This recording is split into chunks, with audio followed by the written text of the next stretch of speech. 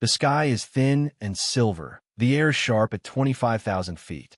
A formation of P-47 Thunderbolts slices through the morning haze, their wings broad, their bellies heavy with fuel and bombs.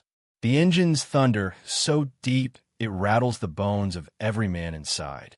Below, black bursts of flak rise like ink in the clouds. German radio chatter crackles. Langsam, zu schwer. They think these American planes are sluggish targets. Then the lead Thunderbolt dives. The roar changes pitch, swelling into a deafening scream as the pilot pushes past 400, then 450 miles per hour. A blur of metal, sunlight, and fury. The Luftwaffe pilot following him loses sight. His Messerschmitt stalls out under the strain. The American fighter doesn't just escape. It climbs again, impossibly fast. The secret isn't the size.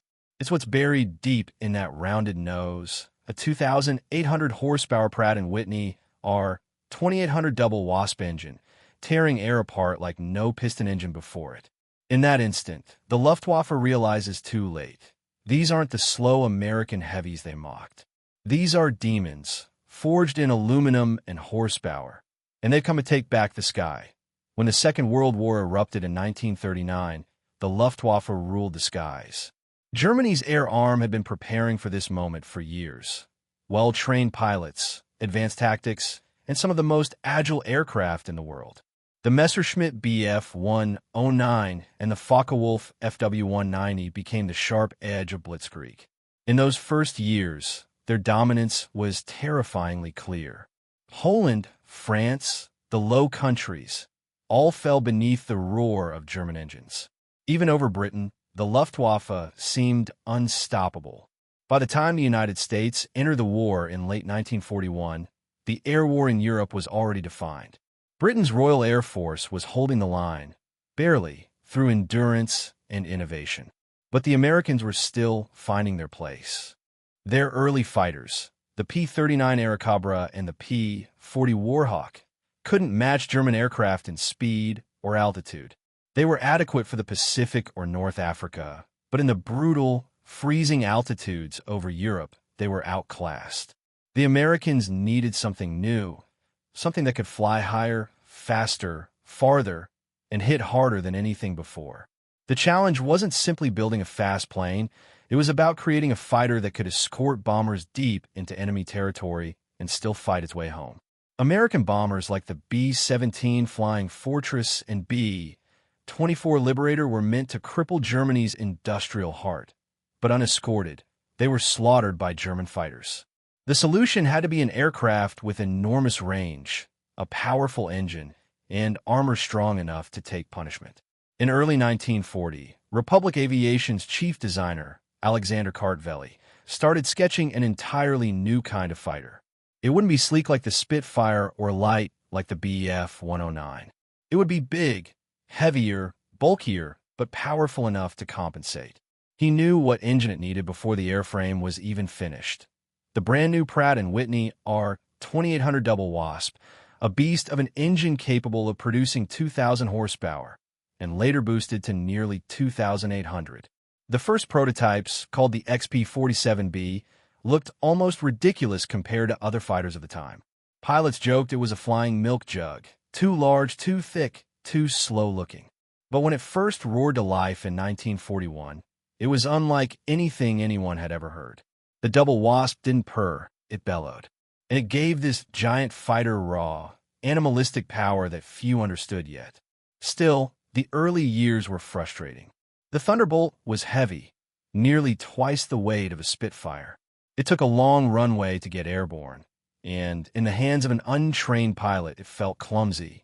But what it lacked in elegance, it made up for in sheer survivability.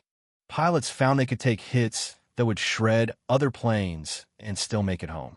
The thick armor plate, massive radial engine, and 8.50 caliber Browning machine guns made it more a flying tank than a nimble interceptor. By 1942, the Allies needed every advantage they could get.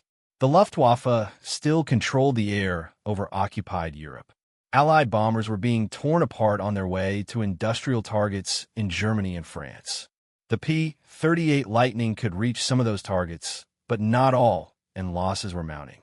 It was clear that unless the Americans could send fighters deep into German territory and survive dogfights at high altitude, the air war would be lost before D-Day was even planned. That's when the P-47 entered combat. The first units, the 56 Fighter Group, were deployed to England in early 1943. The pilots didn't know it yet, but they were flying the future, a brute force masterpiece powered by one of the most advanced engines ever built. And as the Luftwaffe began to notice this strange new fighter with its huge frame and unnatural roar, they dismissed it at first. But inside Allied hangars, engineers were already tuning the R-2800 to push limits never before attempted in piston flight. The real revolution, however, wasn't just in the aircraft. It was in what the engine could do at altitude, and how it would change the balance of air power forever. The heart of the Thunderbolt transformation was the Pratt and Whitney R-2800 double Wasp, an engine so far ahead of its time, it would end up powering not only the P-47, but also the F-6F Hellcat, F-4U Corsair, and later, post-war aircraft that would set speed records. This 18-cylinder radial beast wasn't just about brute horsepower. It was a technological triumph of balance, durability, and cooling efficiency. Where inline engines like the Merlin relied on delicate liquid cooling systems that could fail after a single bullet hit, their 2800's air-cooled design made it nearly indestructible in combat. It could absorb punishment, leak oil, lose cylinders, and still get its pilot home. The engine's real magic came from its two-stage, two-speed supercharger system, a complex assembly of compressors and turbines designed to ram air into the cylinders even at extreme altitudes. At 30,000 feet, where most engines gasped for oxygen, the R-2800 roared with full power. This meant the Thunderbolt could fight high above bomber formations, where the Luftwaffe thought they were safe. The Germans had built their interceptors for lower altitudes. They didn't expect an American fighter to match them in thin air. By early 1943, the Allies were refining their strategy. U.S. bombers flying from England were targeting German industry in the Ruhr, Hamburg, and Schweinfurt, missions deep into enemy airspace. Until then, fighters could only escort them part of the way before turning back for lack of fuel. The rest of the journey left bombers exposed to Bf-109s and FW-190s that tore through the formations. Losses were catastrophic. Crews called it flying to certain death. The introduction of the P-47 Thunderbolt began to shift that equation. With the R-2800's immense power and the addition of belly tanks, the Thunderbolt could now push farther into occupied Europe, fighting at altitudes where few other piston engines could even breathe. Though still short of full, deep penetration escort range, it became a hammer the Luftwaffe couldn't ignore. Its speed and dive capabilities were shocking. In a shallow dive, the P-47 could exceed 480 miles per hour, faster than any operational German fighter of the time. The Luftwaffe at first didn't take it seriously. To German pilots used in nimble dogfights, the Thunderbolt looked like a clumsy target. Reports described it as large and slow, until the first engagements proved otherwise. When hit, the P-47 often kept flying. When it dived, it vanished. Luftwaffe pilots found they couldn't catch it in descent. The plane would simply pull away, too heavy, too aerodynamic, and too powerful. They began calling it der große Bulldozer, the big bulldozer. But it wasn't just about engine power. It was also about industrial power. By 1943, American factories were producing R-2800 engines in staggering numbers, each one hand-tested, each capable of running at 2,000 plus horsepower for hours on end. German mechanics could barely maintain their liquid-cooled engines after constant bombing and shortages of high-octane fuel. While the Luftwaffe's quality began to drop, the U.S. kept scaling up production. Better engines, better parts, better pilots trained on flight simulators and gunnery ranges. Still, early P-47 missions were not without problems. The fighter's range was limited, and pilots struggled with navigation and communication issues over enemy territory. It wasn't yet the perfect solution, but it was the beginning of one. Allied commanders quickly saw its potential. If the Thunderbolt could stay longer in the air, and if its pilots learned to use its speed and dive power correctly, it could dominate. By mid-1943, the aircraft was being refined, the supercharger tuned, and the tactics rewritten. The U.S. 8th Air Force began coordinating large-scale escort operations with mixed formations. P-47s leading, P-38s trailing, and bombers in tight clusters. Slowly, mission by mission, the Thunderbolt carved out a reputation as the most durable and terrifying thing the Luftwaffe had ever faced. The war in the air was changing, and not through numbers alone.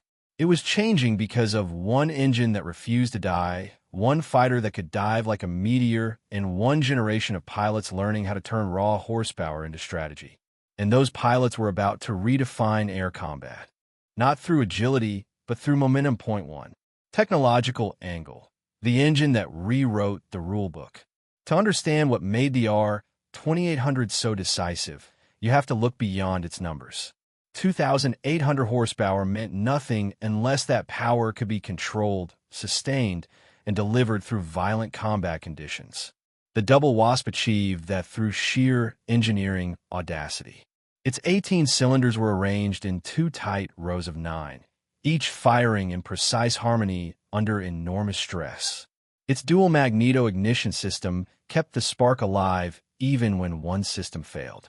Each engine had nearly 3,000 individual parts, built to tolerances the aviation world had barely achieved before.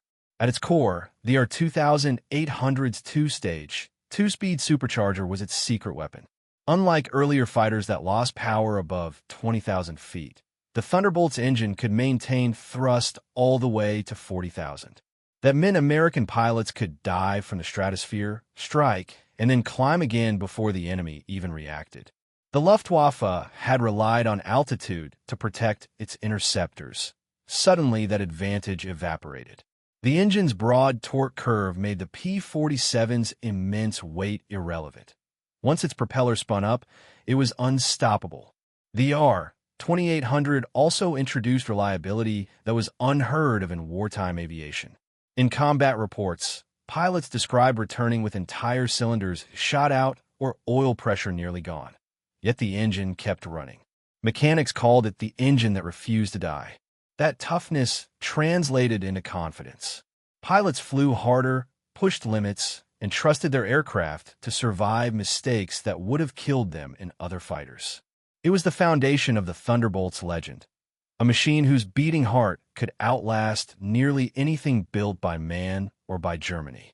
2. Human angle. The pilots who tamed the beast. Not everyone loved the P-47 at first. Many American pilots came from training schools where light, agile planes were the standard. Their first flight in the Thunderbolt felt like climbing into a freight train with wings. It needed nearly a mile of runway to take off. It handled sluggishly at low speeds.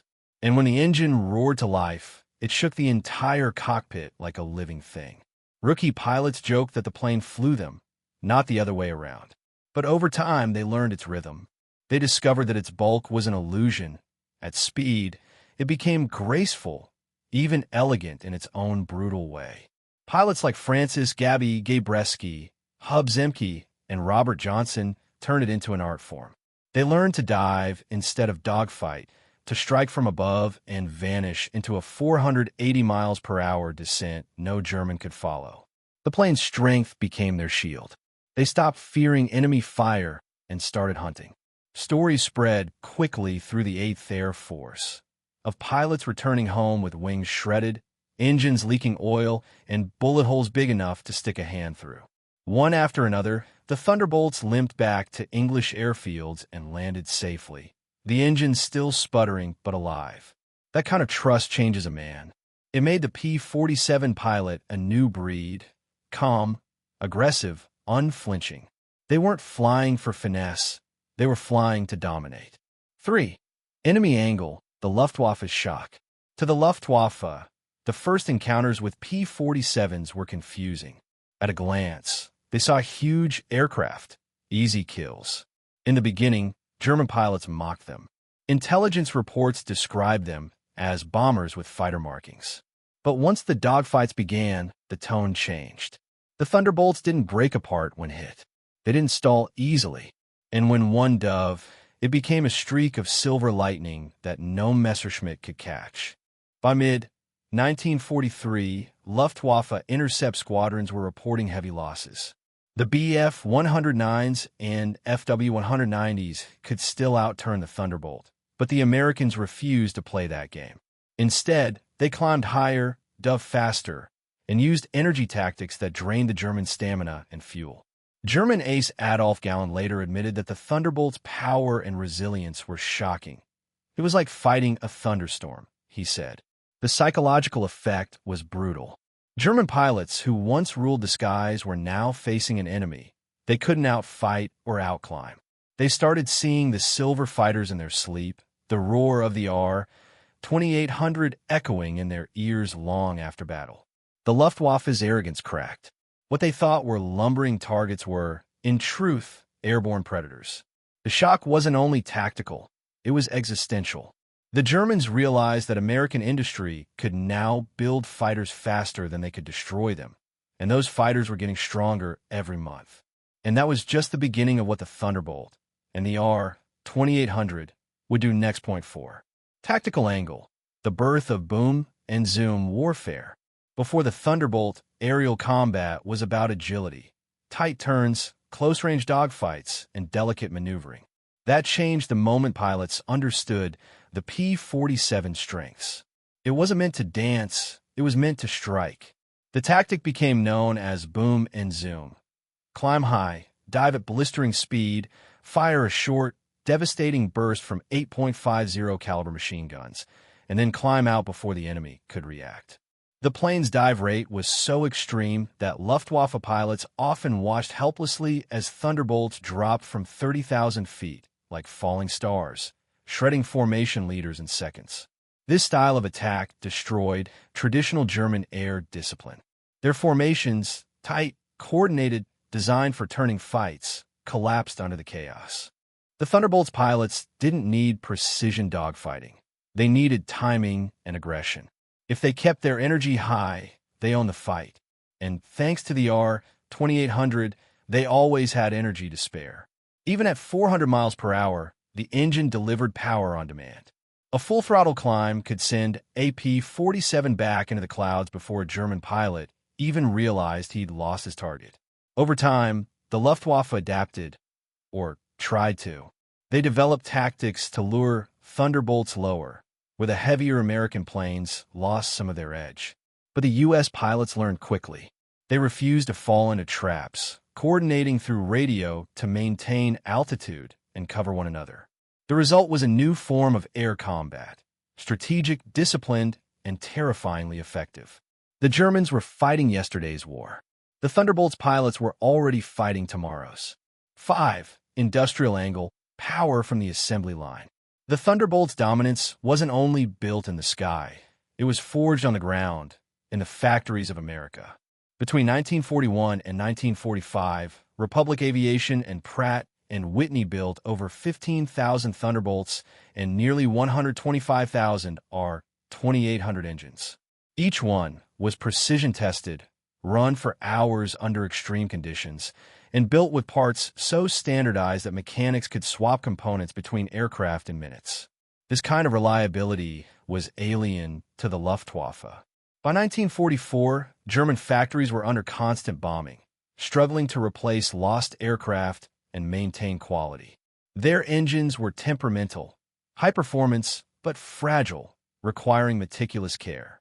The R-2800, by contrast, could run dirty, run long, and still fight another day. It turned air combat into a numbers game the Germans couldn't win. Every time they shot one Thunderbolt down, 5 more took its place. American logistics made that possible.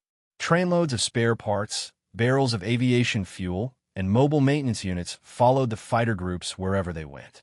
Thunderbolts could be repaired, refueled, and relaunched within hours. The Luftwaffe's mechanics worked in bombed-out hangars, scavenging from wrecks. That imbalance grew every month, and it broke Germany's air force from inside. The R-2800 became more than an engine.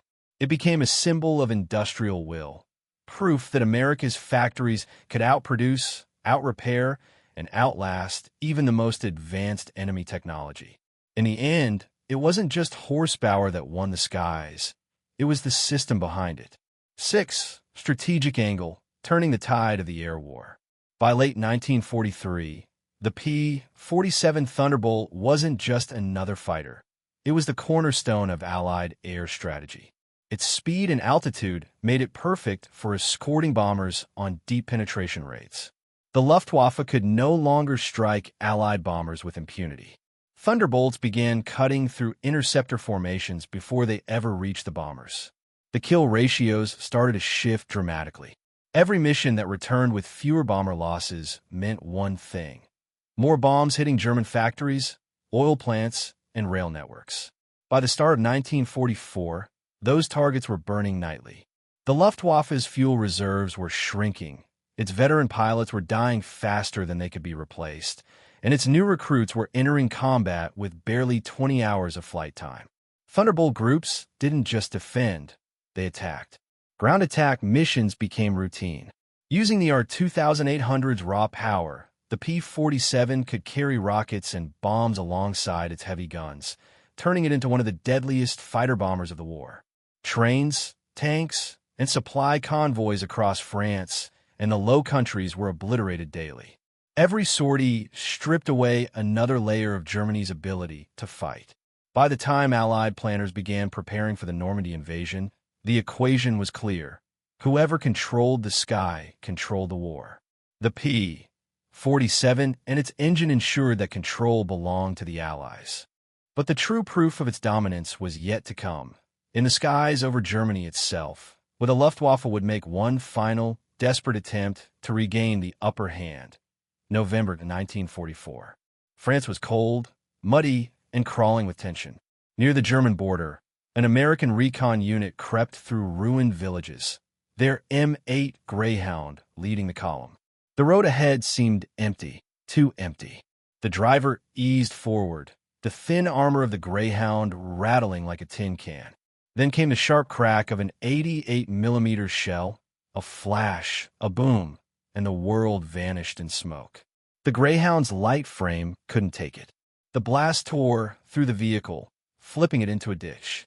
The men inside didn't stand a chance. In seconds, the fast scout was reduced to a twisted heap of burning metal. German anti-tank teams had been waiting all along. This was the cruel reality of reconnaissance in Europe. The hunter could become the hunted in a heartbeat. The M8 speed was useless when ambushed, and the Germans knew exactly how to exploit that weakness. They set up kill zones on narrow roads, hiding 88s and Panzerfaust teams behind hedgerows and farmhouses. When the Greyhound rolled in, its 37mm gun might as well have been a toy. It could do nothing against a Tiger or even a Panzer IV. Radio operators would scream for artillery, but by the time backup arrived, the recon unit was usually gone. You know what's fascinating is how these same encounters exposed the German army's growing desperation. Their tanks were powerful, but they were low on fuel, low on spare parts, and always being pushed back. The M8's crews, despite their fragile armor, learned to outthink the Germans. They used speed and terrain like weapons, circling ambush points, drawing fire so heavier U.S. armor could respond. These weren't reckless scouts anymore. They were the eyes and instincts of the advancing Allied front. The Germans had laughed at the M8 Greyhound for months, called it a child's car, a recon toy, even a coffin on wheels. But the laughter didn't last. By late 1944, the Americans started using the M8 not as a tank killer, but as bait. They turned its weakness into strategy. Recon crews learned the terrain like chess masters. They'd move fast, make noise, draw attention, then vanish behind ridgelines while radioing back exact enemy coordinates. Within minutes, artillery or Thunderbolt fighter bombers would tear apart the ambush sites. German commanders began to realize that chasing the toy tank often ended in an airstrike or a 105mm rainstorm. One after another, German armored columns found themselves pinned by Allied artillery, guided by M8 scouts. At first, it looked like luck. Then it became a pattern. The Americans were moving too precisely, hitting too hard, and vanishing too cleanly. Every fragile M8 rolling into a village meant a storm was coming. The Germans' arrogance, their belief that the Greyhound was harmless, became their weakness. The U.S. armored recon units didn't need thick armor or heavy guns. They had speed, radios, and brains. There are records from the 2nd Cavalry Group where a single Greyhound unit led to the destruction of multiple German half-tracks and a Panther that blundered into an ambush they'd orchestrated. The M8 didn't destroy it directly. It didn't have to. The crew's quick reporting brought down an entire strike package on that Panther's position. The Germans were learning too late that they weren't fighting machines. They were fighting a system that could see, strike, and move faster than they could react. That be why early 1945, the M8 Greyhound had become a ghost on the battlefield, fast, silent, and deadly in its own unconventional way. German tank crews, once eager to chase it, now hesitated. They'd seen too many friends vanish in the wake of its radio reports. Entire villages were leveled because an M8 spotted a single enemy column. The same vehicle once mocked for its paper-thin armor was now dictating the tempo of the Allied advance. The Americans didn't waste it trying to duel Tigers anymore. They used it to blind and confuse them. In a war that punished hesitation, the Greyhound made the enemy hesitate. In one of the most telling examples near the town of Bitburg, a German armored patrol spotted what they thought was an easy kill, a lone M8 retreating down a narrow road. They gave chase, laughing over the radio, but the fleeing Greyhound led them straight into a valley where U.S. artillery had already zeroed in. Within seconds, the ground erupted in explosions. When the smoke cleared, the German pursuit was gone, shredded metal and burning fuel. The Greyhound reappeared on the ridge above, untouched. What had begun as a joke had turned into a psychological weapon. By the time Allied forces reached the Rhine, German soldiers weren't laughing anymore. The M8 had evolved from a scout car into a symbol of how adaptability beats arrogance. It wasn't brute force that broke the Wehrmacht's back. It was intelligence, communication, and speed. The Greyhound's crews had learned to think like predators in machines built for prey. And in that shift, they changed the course of countless battles across Western Europe. When the guns finally fell silent in 1945, the world looked at the M8 Greyhound not as a relic, but as a teacher. It had proven something that militaries had ignored for decades, that information moves wars faster than armor. The U.S. Army studied its field reports obsessively.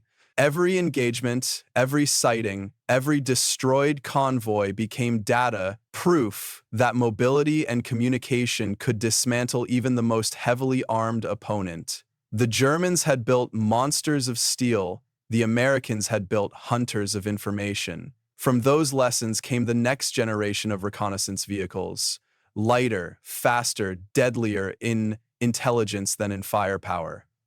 The Cold War would see the rise of machines that owed their entire design philosophy to the Greyhound. The M38, the M151, Mutt, and later the M113. None were direct copies, but all carried its DNA, prioritizing speed, radio communication, and real-time coordination over brute strength. It was the same principle the Greyhound crews had learned in the mud. See first, strike first, vanish before retaliation. The mud, strike first, vanish before retaliation. Even U.S. Air Force doctrine evolved from this mindset. The tactical concept of forward observation, calling air artillery strikes from the front, became a permanent part of modern warfare. The M8 had done it first, with primitive radios and raw courage, sitting miles ahead of support. What once looked like desperation became a method, refined into science. By Korea and Vietnam, reconnaissance units operated under the same rules the Greyhound had lived by. Avoid the fight, guide the destruction. But perhaps its most lasting legacy wasn't mechanical, it was mental. The men who survived those missions carried the lesson into military leadership, shaping doctrines that favored flexibility over rigidity. In the armored warfare schools of the late 40s, officers began teaching that intelligence and communication mattered more than the number on the gun barrel. The M8 had rewritten what power meant on the battlefield. Not mass, not armor, but awareness. In post-war Germany, the memory of the M8 Greyhound lingered like an unwanted lesson. Captured Wehrmacht officers, when interrogated, admitted something the Allies never expected to hear. They feared the sound of American engines more than American guns. The constant movement, the surprise ambushes, the invisible coordination through radio chatter, it shattered their faith in heavy armor. German engineers, once obsessed with creating bigger tanks, began to study the efficiency of light reconnaissance. When West Germany rebuilt its military under NATO, its armored doctrine subtly borrowed from the very vehicle it once mocked. The Leopard program, fast, agile, and communication-centered, carried that unspoken inheritance. The United States also never forgot. Decades later, the philosophy that birthed the M8 resurfaced in machines like the Humvee and the Stryker. These vehicles weren't about tank duels. They were about presence, speed, and networked dominance. It's still dominant. The Greyhound's role as the eyes and ears of the battlefield became the foundation of digital-era reconnaissance. Satellite relays, drone surveillance, and real-time command links all traced their logic back to one simple principle: whoever sees first wins. The M8 was the physical ancestor of that idea. In military academies, its legacy is sometimes reduced to a footnote, a light armored car from a distant war. But its true mark lies deeper. It proved that intelligence, adaptability, and courage could turn a fragile machine into a strategic weapon. The soldiers who manned it didn't just scout, they redefined the meaning of combat intelligence. And though the M8 faded into museums and scrapyards, its doctrine still drives the invisible gears of modern warfare. In the grand machinery of World War II, the M8 Greyhound was never meant to be a hero. It wasn't the heaviest, strongest, or loudest. It didn't shatter bunkers or crush armor, but history remembers it for something far greater. It changed how war thought. It taught soldiers that power wasn't just the size of a cannon, but the speed of understanding, that the real weapon wasn't always steel.